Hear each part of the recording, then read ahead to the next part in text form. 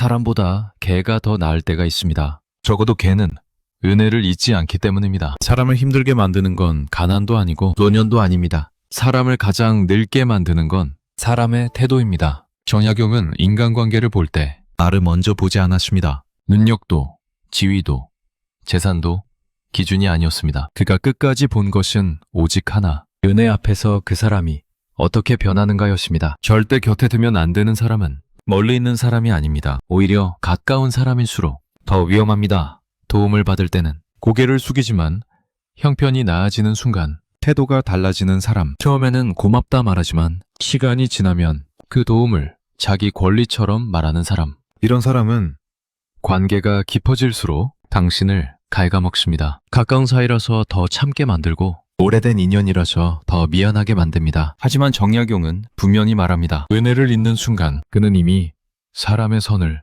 넘었다고. 짐승은 먹이를 주면 기억합니다. 그러나 이런 인간은 기억하지 않습니다. 아니, 기억을 지웁니다. 그리고 이렇게 말합니다. 그때는 네가 좋아서 한 거잖아. 이 말이 나오는 순간 그 관계는 이미 끝났습니다. 설명해도 소용없고 설득해도 바뀌지 않습니다. 이들은 남의 인생에 조용히 기생합니다. 당신의 시간, 당신의 마음, 당신의 노력을 자기 몫처럼 씁니다. 그리고 당신이 지치기 시작하면 차갑게 돌아섭니다. 시니어가 가장 많이 상처받는 이유는 사람을 몰라서가 아닙니다. 알면서도 끝까지 붙잡기 때문입니다.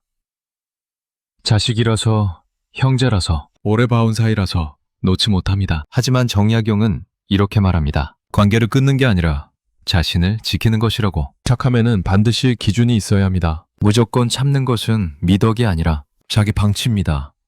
도와주되 의존하게 만들지 말고 베풀되 당연하게 여기게 하지 말라고 했습니다. 감사가 사라지고 요구가 생기는 순간 그 관계는 이미 붕괴선 위에 있습니다. 이제 노후에는 많은 사람이 필요하지 않습니다. 맞는 사람이 필요합니다. 당신의 이야기를 끝까지 들어주는 사람, 당신의 시간을 가볍게 쓰지 않는 사람, 작은 도움에도 마음을 담아 고맙다 말하는 사람, 이런 사람만 곁에 둬도 인생은 충분합니다. 반대로 만나고 나면 항상 기운이 빠지는 사람, 이야기를 하면 죄책감부터 드는 사람, 당신이 더 애쓰게 만드는 사람은 정리해야 할 인연입니다. 사람을 정리하는 건 패배가 아닙니다. 그건 늦게 찾아온 용기입니다. 남은 인생은 증명하는 시간이 아니라 지키는 시간입니다. 당신의 평온을 흔드는 사람을 곁에 둘 이유는 없습니다. 오늘 이후로 이 기준 하나만 기억하십시오. 나를 존중하지 않는 사람은 아무리 가까워도 곁에 두지 않는다. 그것이 정약용이 남긴 가장 냉정하고도 가장 따뜻한 노후의 지혜입니다. 정약용은 사람을 멀리하라고 가르치지 않았습니다. 다만 사람을 쉽게 들이지 말라고 했습니다. 그는 사람이 사람에게 상처받는 이유를 운이나 팔자로 설명하지 않았습니다. 대부분의 불행은 잘못된 선택에서 시작된다고 보았습니다. 특히 사람을 고르는 기준이 느슨해질 때 노후는 급격히 무너진다고 했습니다. 젊을 때는 사람 때문에 손해를 봐도 회복할 시간이 있습니다. 하지만 나이가 들수록 사람으로 인한 손실은 회복되지 않습니다. 돈보다 무서운 건 사람에게 빼앗기는 시간과 평온입니다. 정약용은 사람을 가까이 할수록 반드시 하나를 보라고 했습니다. 그 사람이 당신의 경계를 존중하는가 부탁할 때는 급하고 책임질 때는 사라지는 사람은 이미 위험한 신호입니다. 당신의 선의를 테스트하듯 요구하는 사람은 결코 멈추지 않습니다. 한번 허락하면 다음은 단연함이 됩니다. 정약용은 이를 두고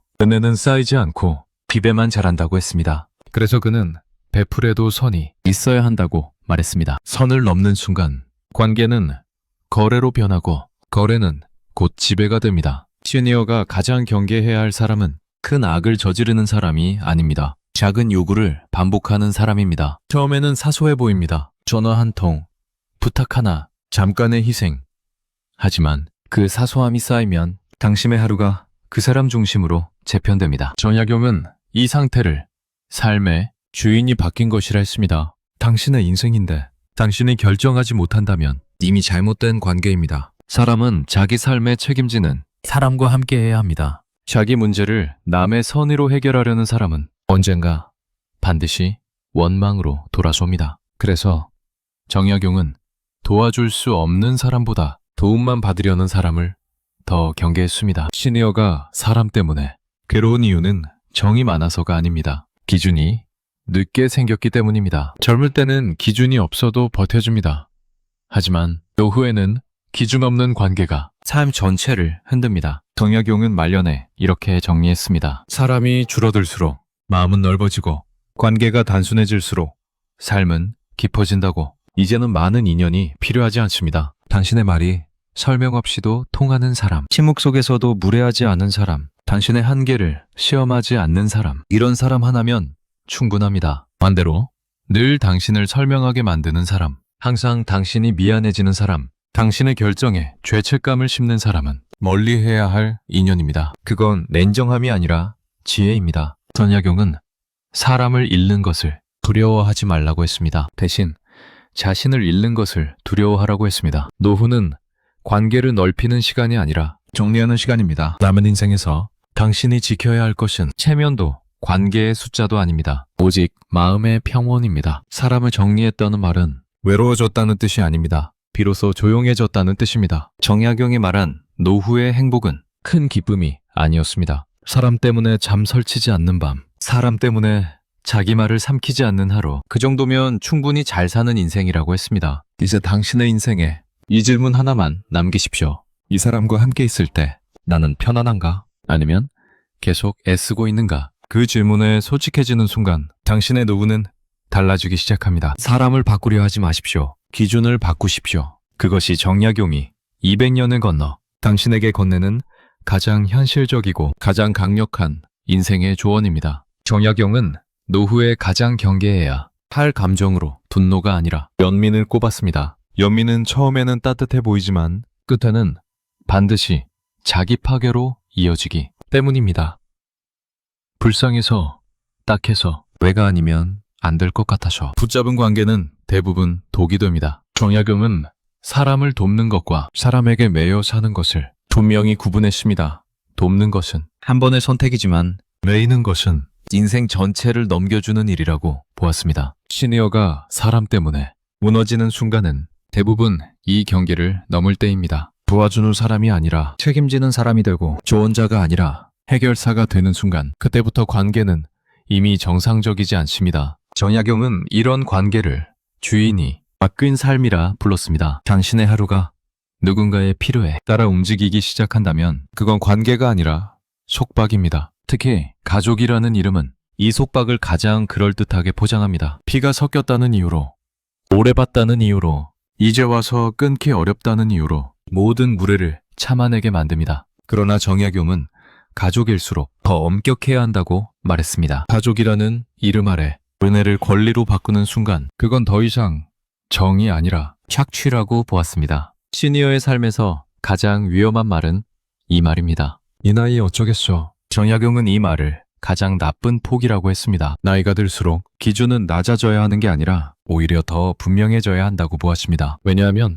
남은 시간이 귀하기 때문입니다. 젊을 때 실수는 경험이 되지만 노후의 실수는 회복되지 않는 상처가 됩니다. 그래서 그는 사람을 고를 때 항상 이 질문을 던지라고 했습니다. 이 사람은 내가 아니어도 스스로 살아갈 수 있는가? 이 질문의 답이 아니면 그 관계는 반드시 문제를 일으킵니다. 의존하는 사람은 처음에는 고맙다고 말하지만 결국에는 왜 더 안 도와주느냐고 묻습니다. 정약용은 이 변화를 인간의 본성이라고 했습니다. 그래서 사람을 미워하지 말고 사람의 구조를 이해하라고 했습니다. 기대가 생기면 불만이 생기고 불만이 쌓이면 원망이 됩니다. 이건 도덕의 문제가 아니라 구조의 문제입니다. 그러니 당신이 차가워질 필요는 없습니다. 다만 명확해지면 됩니다. 정약용이 말한 노후의 품격은 부자가 되는 것이 아니라 부당한 요구에 조용히 선을 긋는 능력이었습니다. 화를 내지 않고 설명하지 않고 설득하려 애쓰지 않는 태도, 그저 여기까지입니다 라고 말할 수 있는 힘. 이 힘이 없는 노후는 아무리 사람이 많아도 외롭습니다. 반대로 이 힘이 생기는 순간 사람이 줄어도 마음은 한결 가벼워집니다. 정약용은 노후를 이렇게 정의했습니다. 사람에게 쓰던 에너지를 자기 삶으로 되돌리는 시기라고. 이제는 누군가를 이해시키느라 말을 고를 필요도 없고 누군가의 기분을 맞추느라 하루를 망칠 필요도 없습니다. 침묵이 편안한 관계, 거절해도 무너지지 않는 관계, 서로의 한계를 존중하는 관계, 그것만으로 충분합니다. 사람을 떠나보냈다는 이유로 자신을 매정하다고 생각하지 마십시오. 정약용은 그걸 성숙이라고 불렀습니다. 노후에 필요한 건 관계의 양이 아니라 관계의 질입니다. 그리고 그 질은 당신이 정하는 것입니다. 이제 남은 인생에서 이 원칙 하나만 마음에 새기십시오. 불편함을 참고 유지하는 관계는 이미 끝난 관계다. 편안함을 주는 사람만이 곁에 남을 자격이 있다. 이 원칙을 지키는 순간 당신의 노후는 조용해지고 조용해진 인생은 생각보다 더 선명해집니다. 하지만 깊어진 삶에는 새로운 유혹이 생깁니다. 그래도 한 번만 더 참아볼까? 정약용은 이 한 번만을 가장 위험한 말로 보았습니다. 한 번만 더가 10번이 되고 10번이 평생이 되기 때문입니다. 사람은 내가 허락한 만큼 내 삶에 들어옵니다. 그리고 내 삶에 들어온 사람은 내 규칙을 따르지 않습니다. 대개는 내 약점을 따릅니다. 정약용이 말한 인간관계의 현실은 여기서 시작됩니다. 사람은 논리로 움직이지 않습니다. 감정으로 움직이고 습관으로 굳고 이익으로 결정합니다. 그래서 착한 말로는 관계를 지킬 수 없습니다. 기준이 있어야 하고 그 기준을 지키는 태도가 있어야 합니다. 정약용은 학문을 공부로만 보지 않았습니다. 그는 학문이란 삶을 정리하는 기술이라고 했습니다. 그리고 정리의 첫 번째는 사람이라고 보았습니다. 사람이 정리되지 않으면 생각이 흐려지고 생각이 흐려지면 선택이 무너지고 선택이 무너지면 삶이 흔들린다고 했습니다. 시니어가 특히 조심해야 할 사람은 당신을 나쁜 사람으로 만드는 사람입니다. 당신이 거절하면 죄책감을 주고 당신이 쉬면 게으르다 말하고 당신의 선을 긋면 차갑다 말하는 사람. 이 사람은 당신을 사랑하는 게 아니라 당신을 이용하는 것입니다. 정약용은 이런 관계를 도덕의 탈을 쓴 탐욕이라 불렀습니다. 가끔은 이들이 더 무섭습니다. 나쁜 사람은 피할 수 있지만 좋은 말로 포장된 사람은 스스로를 의심하게 만들기 때문입니다. 내가 너무 예민한가? 내가 너무 이기적인가? 정약용은 바로 그 순간이 당신이 질이 시작한 순간이라고 했습니다. 자신을 의심하게 만드는 관계는 관계가 아니라 통제입니다. 시니어의 삶에서 통제는 곧 노후의 붕괴입니다. 정약용은 사람이 흔들리는 이유를 마음이 약해서라고 말하지 않았습니다. 대부분은 원칙이 없어서라고 했습니다. 원칙이 없는 사람은 그때그때 기분대로 판단합니다. 기분대로 판단하면 반드시 후회합니다. 그래서 정약용은 마음이 약할수록 원칙을 세우라고 했습니다. 원칙은 강한 사람만 가는 것이 아닙니다. 상처받기 싫은 사람이 마지막으로 붙드는 삶의 울타리입니다. 그 울타리가 없으면 사람은 들어오고 사람은 나가고 사람은 흔들고 사람은 무너뜨립니다. 당신은 그 와중에 좋은 사람으로 남으려 했으다. 자신을 잃습니다. 정약용은 좋은 사람이 되기보다 다른 사람이 되라고 했습니다. 좋은 사람은 이용당하지만 다른 사람은 존중받습니다. 이 차이는 노후에서 극명하게 갈립니다. 좋은 사람은 마지막까지 사람 때문에 잠을 못 자고 바른 사람은 조용히 자기 삶을 지킵니다. 그러면 바른 사람은 어떻게 말하느냐? 정약용은 말의 기술을 아주 중요하게 보았습니다. 그는 말이 사람을 상하게 하는 것이 아니라 애매함이 사람을 상하게 한다고 했습니다. 애매하게 말하면 상대는 더 들어옵니다. 그 틈을 자기 마음대로 해석합니다. 그래서 노후의 말은 짧고 분명해야 합니다. 그건 어렵습니다. 그건 못합니다. 그건 여기까지입니다. 이 세 문장이 노후를 지키는 방패가 됩니다. 그리고 더 중요한 건 설명하지 않는 것입니다. 설명은 상대를 설득하는 것이 아니라 자신을 변명하게 만듭니다. 변명을 시작하는 순간 당신의 선은 이미 흔들리고 있습니다. 정약용은 선을 지키는 사람은 조용하다고 했습니다. 대신 단호하다고 했습니다. 단호함은 큰 소리가 아닙니다. 반복하지 않는 태도입니다. 한 번 정한 기준을 두 번 깨지 않는 힘. 그게 단호함입니다. 시니어가 인간관계에서 가장 크게 얻어야 할 능력은 관계의 기술이 아니라 거절의 품격입니다. 거절은 미움이 아닙니다. 거절은 자기 존중입니다. 정약용은 자기 존중이 없는 사람은 남도 존중하지 못한다고 했습니다. 왜냐하면 자신을 가볍게 여기는 사람은 남도 가볍게 여기기 때문입니다. 그러니 내가 나를 존중하는 순간 세상도 나를 조금씩 존중하기 시작합니다. 관계는 그때부터 달라집니다. 그리고 당신이 한 사람을 끊어내면 놀랍게도 공간이 생깁니다. 그 공간에 평온이 들어옵니다. 그 평온 속에서 당신은 비로소 자신을 듣게 됩니다. 정약용은 사람에게 휘둘리는 인생은 자기 목소리를 잃는 인생이라고 했습니다. 자기 목소리를 잃으면 삶의 방향도 잃습니다. 그래서 노후는 외로움을 두려워하기보다 도움과 단절하라고 했습니다. 사람이 주는 소음, 관계가 주는 소음, 무례가 주는 소음, 그 소음이 사라질 때 노후는 비로소 깊어집니다. 시니어가 가끔 불안해지는 이유는 사람이 줄어서가 아닙니다. 기대가 줄어서입니다. 기대가 줄면 허전해 보이지만 그 허전함은 사실 자유가 들어올 자리입니다. 정약용은 자유를 이렇게 말했습니다. 남의 표정에 내 하루를 맡기지 않는 것, 남의 말에 내 마음을 맡기지 않는 것,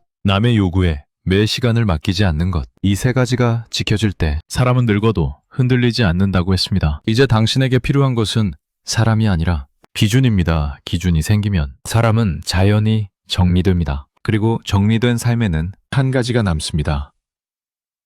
감사입니다. 누군가에게 억지로 감사하는 게 아니라 하루를 무사히 보낸 자기 자신에게 감사하는 마음. 정약용은 그 감사가 노후의 품격이라고 했습니다. 사람이 줄어들수록 감사는 커지고 관계가 단순해질수록 삶은 선명해집니다. 그러니 이제 더 이상 누군가를 붙잡지 마십시오. 붙잡을 건 사람이 아니라 당신의 평온입니다. 그리고 마지막으로 이 문장 하나를 가슴에 새기십시오. 선의를 당연하게 여기는 사람은 언젠가 당신을 당연하게 버린다. 그러니 오늘부터는 조용히 하지만 분명하게 선을 긋는 사람이 되십시오. 그 순간 당신의 노후는 더 가벼워지고 더 가벼워진 삶은 더 단단해집니다. 그 단단함이 정약용이 말한 진짜 행복입니다. 그리고 이 이야기가 당신 마음에 조금이라도 남았다면 그건 당신이 이미 사람을 볼 줄 아는 눈을 갖고 있다는 뜻입니다. 이런 이야기를 앞으로도 조용히 하지만 솔직하게 계속 듣고 싶으시다면 구독과 좋아요로